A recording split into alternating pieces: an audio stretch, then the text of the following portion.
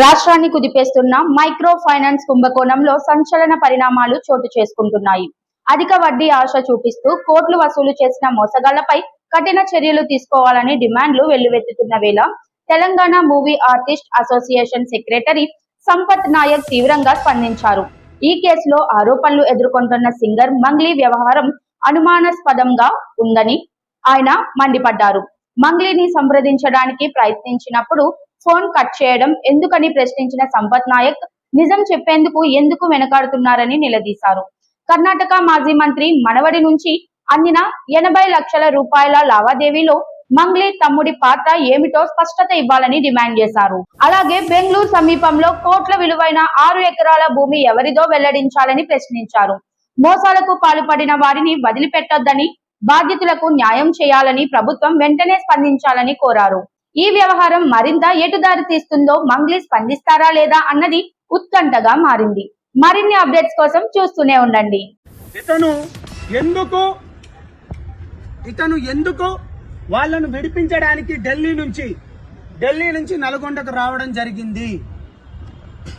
ఇక్కడున్న మధు గురించి మీకు అందరికి తెలిసిన విషయమే. ఆమీర్ పటేల్ కు మధుకున్న సంబంధం ఏంది?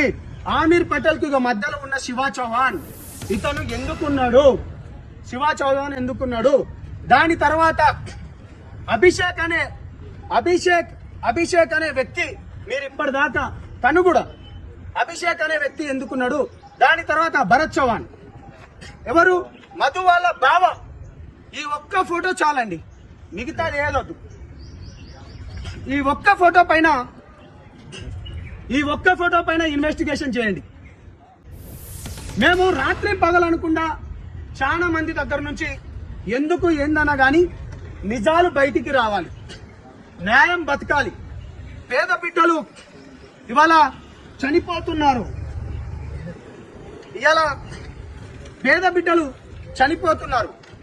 దీనికి ఆన్సర్ కావాలి మాకు. దీనికి ఎవరు ఆన్సర్ చెప్తారు? ఇవాళ దీనికి ఎవరు ఆన్సర్ చెప్తారు?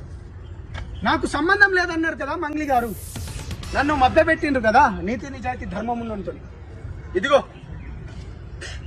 28 కొండపల్లిలో, నల్గొండ జిల్లా కొండమల్లెపల్లిలో 28 కోట్లు వసూలు చేసిన ఒక వ్యక్తి నిన్ననే ఎట్లా పట్టణంలో చనిపోయాడు.